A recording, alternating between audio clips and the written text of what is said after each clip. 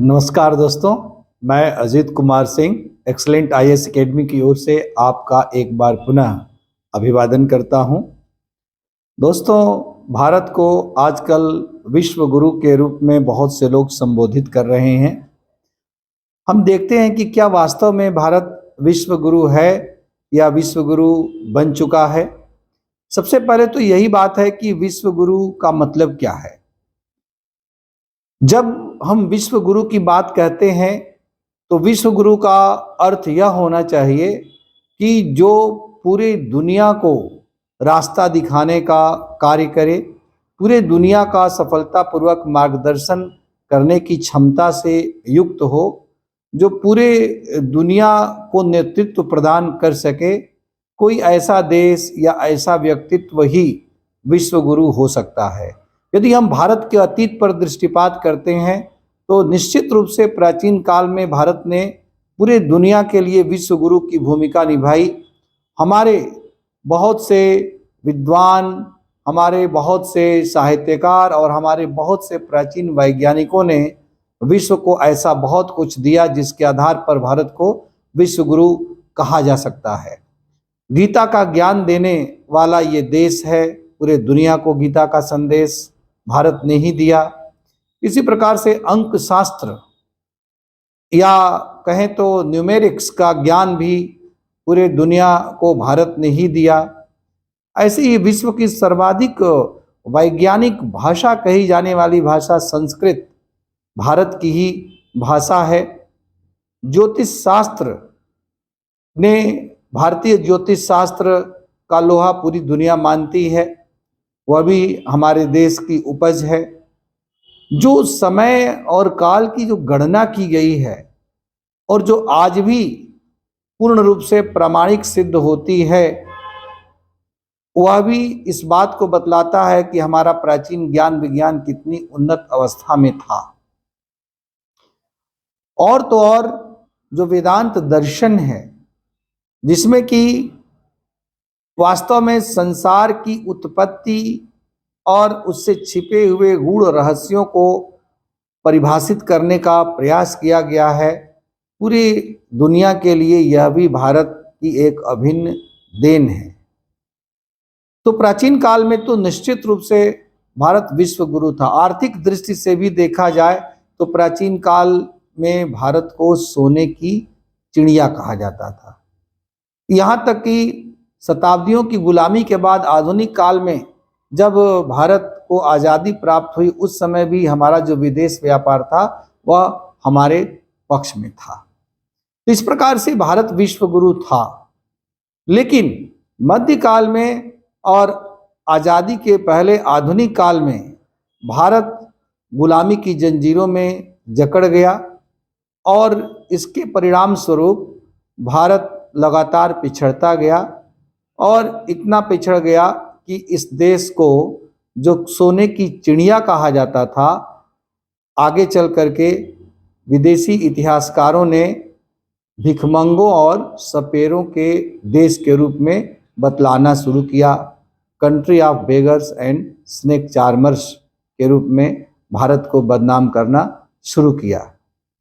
और काफ़ी कुछ इस बात में सच्चाई हुई कि जिस प्रकार से भारत का आर्थिक दोहन विशेष रूप से ब्रिटिश शासकों के द्वारा किया गया 150 सालों में, उसके परिणाम स्वरूप भारत भिखमंगों और सपेरों के रूप में परिवर्तित हो गया था।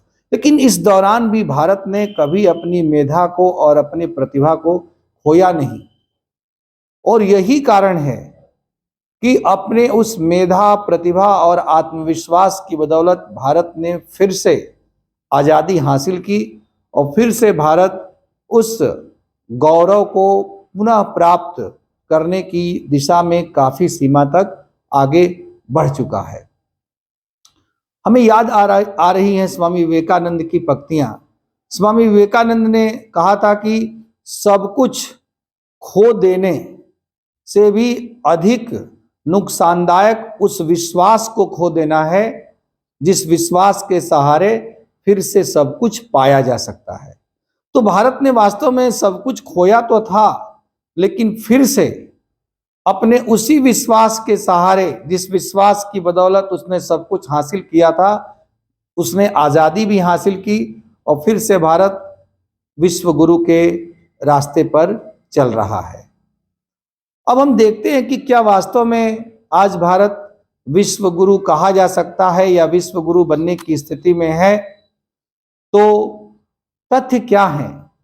एक भारतीय या एक राष्ट्र प्रेमी होने के नाते नहीं, बल्कि यदि तथ्यों के आधार पर हम बात करें तो काफी सीमा तक हमें ये लगता है कि ये एक हाइपोथेटिकल बात नहीं है, एक काल्पनिक परिकल्पनात्मक चीज नहीं है, बल्कि काफी सीमा तक इस बात में सच्चाई है कि भारत विश्व गुरु होने की स्थिति में है। क्योंकि भारत की जो उच्च सांस्कृतिक जीवन मूल्य हैं, वे जीवन मूल्य भारत को विश्व गुरु के पद पर स्थापित करते हैं। भारत ने आज पूरे दुनिया में अपनी प्रतिभा का लोहा मनवाया है। हम देखते हैं कि दुनिया के 58 सबसे बड़ी कंपनियों के सीईओ या तो भारतीय हैं या भारतीय मूल के हैं। इसी प्रकार से अमेरिका में सिलिकॉन वैली के अंतर्गत 25% जो स्टार्टअप चलाने वाले लोग हैं वह भारतीय या भारतीय मूल के हैं। इसी तरह से माइक्रोसॉफ्ट के अंतर्गत लगभग 36% जो कर्मी हैं वो भारतीय मूल के हैं। नासा के अंतर्गत 34% जो वैज्ञानिक हैं वे भारतीय मूल के हैं। पूरे दुनिया भर में जो डॉक्टर हैं, विशेष रूप से यूरोप में और अमेरिका में, उन डॉक्टरों में लगभग 1/3 भारतीय मूल के डॉक्टर हैं या वे भारतीय हैं जो भारत में शिक्षा प्राप्त करके वहाँ पर चले गए और अब वहाँ पर अपने डॉक्टरी प्रोफेशन को चला रहे हैं। तो इसी तरह से यदि हम आर्थिक दृष्टि से देखें तो भारत एक बार फिर से सोने की चिड़िया बनने की दिशा में अग्रसर है। ये मैं नहीं कह रहा हूं, स्वयं अंतर्राष्ट्रीय मुद्रा कोष की रिपोर्ट कर रही है। वर्तमान समय में भारत विश्व की 5वें नंबर की सबसे बड़ी अर्थव्यवस्था है। वर्तमान समय में अमेरिका, चीन, जापान और जर्मनी ये विश्व की 4 शीर्ष अर्थव्यवस्थाएं हैं और 5वें नंबर पर भारत का स्थान है। अंतर्राष्ट्रीय मुद्रा कोष ने कहा है कि वर्ष 2027 आते आते भारत जापान और जर्मनी को पीछे छोड़ते हुए दुनिया की शीर्ष 3 अर्थव्यवस्थाओं में से होगा। और जिस प्रकार से हमारी अर्थव्यवस्था की साइज बढ़ रही है, इसमें कोई शक कहीं से भी दिखलाई नहीं पड़ रही है। हो सकता है कि वर्ष 2027 से पहले ही भारत विश्व की तीसरी सबसे बड़ी अर्थव्यवस्था के रूप में स्थापित हो जाए। ऐसे ही यदि हम विज्ञान के क्षेत्र में देखते हैं तो भारतीय अंतरिक्ष अनुसंधान संस्थान इसरो ने पूरे दुनिया में अपनी क्षमता का लोहा मनवाया है और दुनिया के तमाम देशों के सैटेलाइट अर्थात उपग्रहों का सफलतापूर्वक प्रक्षेपण करने में भारत ने सफलता हासिल की है। भारत इस दिशा में पूर्ण रूप से आत्मनिर्भर हो चुका है। भारत हर प्रकार के उपग्रहों को स्वयं अपने प्रक्षेपण यानों के माध्यम से ही प्रक्षेपित करने में सफल हुआ है। यहाँ तक कि दूसरे देशों के उपग्रहों को प्रक्षेपित करके इसरो के द्वारा आर्थिक लाभ भी प्राप्त किया जा रहा है। ऐसे ही यदि हम न्यूक्लियर टेक्नोलॉजी के क्षेत्र में देखते हैं तो भारत का पूर्ण रूप से स्वदेशी आधार पर विकसित परमाणु कार्यक्रम आज हर प्रकार की क्षमता से युक्त है। आज परमाणु ऊर्जा हमारे ऊर्जा की खपत में अपनी महत्वपूर्ण भूमिका निभा रहा है। हमारे तमाम परमाणु संयंत्र संचालित हो रहे हैं। इसी तरह से यदि हम अन्य क्षेत्रों में देखें ज्ञान विज्ञान के, तो सॉफ्टवेयर इंजीनियरिंग के मामले में भारत को पूरे दुनिया का जायंट कहा जाता है। तमाम लोग, सुंदर पिचाई जैसे लोगों ने इस दिशा में अपने प्रतिभा का लोहा मनवाया हुआ है।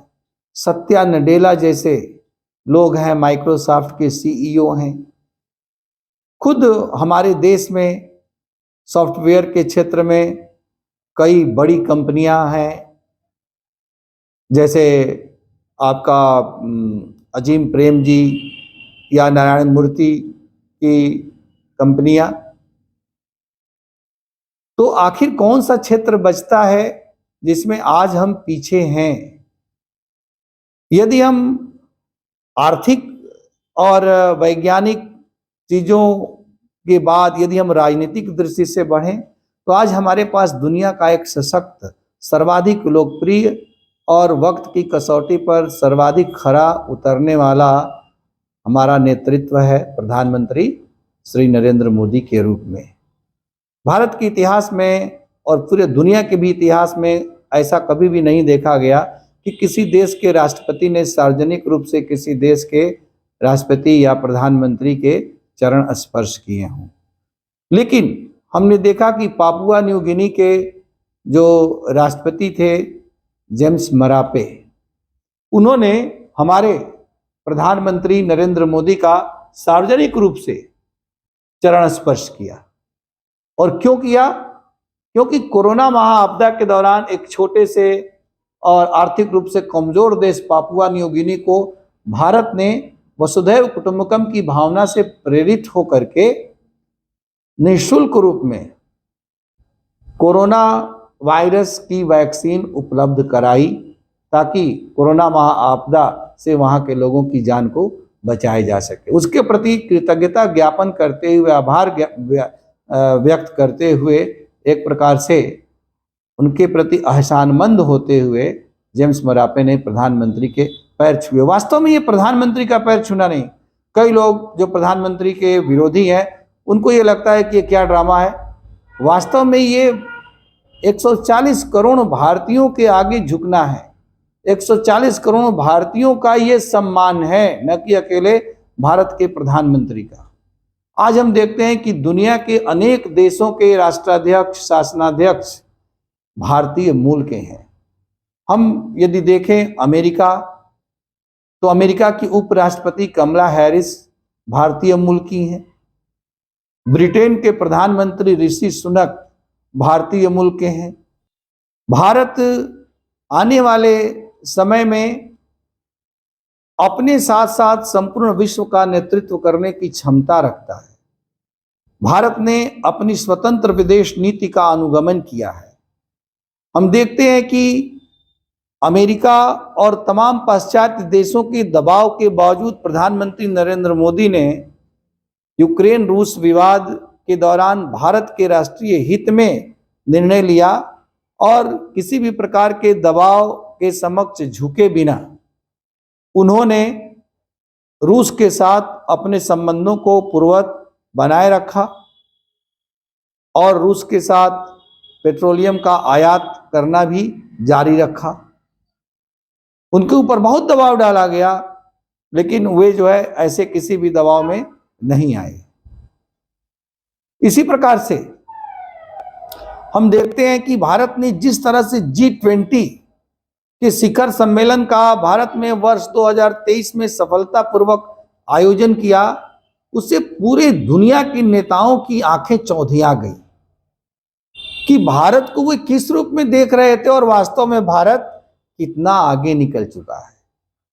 भारत के बारे में जो बनी बनाई धारणाएं जो 100-200 साल पहले से थी, वे धारणाएं दुनिया के तमाम लोगों के मन में अभी भी जस की तस घर किए हुए थी। उनके इस संभ्रम को तोड़ने का कार्य भारत ने G20 शिखर सम्मेलन के भव्य आयोजन के माध्यम से किया।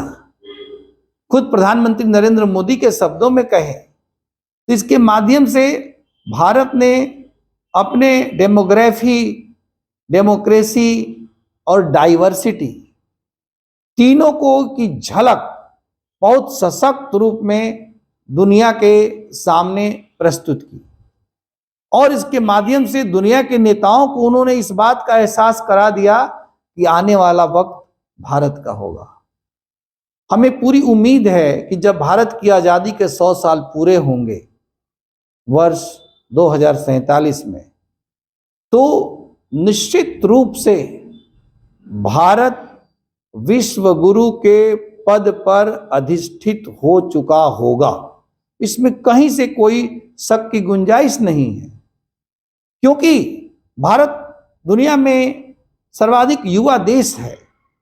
आज दुनिया के जो देश थोड़ा आगे हैं जैसे चीन, वो बहुत तेजी से बूढ़ा हो रहा है और वहां जो पारिवारिक मूल्य हैं टूट बिखर रहे हैं। अमेरिका और यूरोप में भी यही स्थितियां हैं। जीवन क्यों, जीवन की सार्थकता क्या है, इस प्रकार की चीजें वहां पर बेमानी हो रही हैं। यही कारण है कि लोग भारतीय जीवन मूल्यों की ओर आकर्षित हो रहे हैं।